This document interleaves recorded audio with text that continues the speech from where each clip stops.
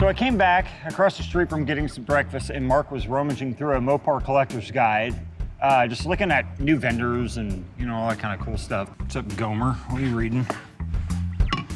They're reproducing the valve covers. AMD is making those valve covers that we look everywhere for. These.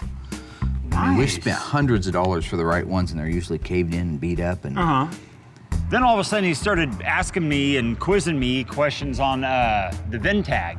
JS29V0B.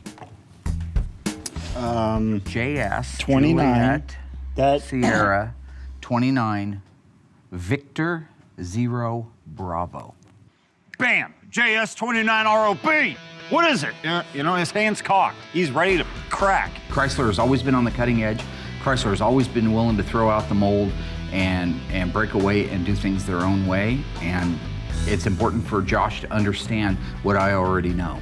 The Dodge Challenger is an amazing vehicle, the new one, and it's very similar to the old one. So after months and months and months of negotiation with Hadler Public Relations, who works for Chrysler, they are lending us a 2011 Dodge Challenger SRT8.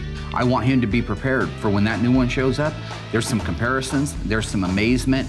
JS23UOE. His problem is he doesn't focus. Okay, V is the 446 pack. Okay. Okay, so if I tell you I have a JS29R0B, what do I have and where was it made? JS29R is a...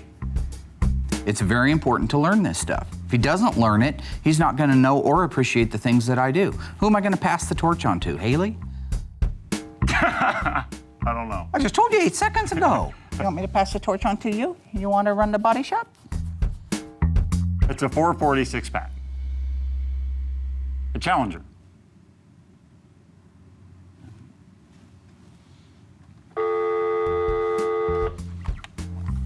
God damn it, Mark. Cut me some freaking slack. Yes, one of my employees has just had a stroke. Would you please send an ambulance and a hearse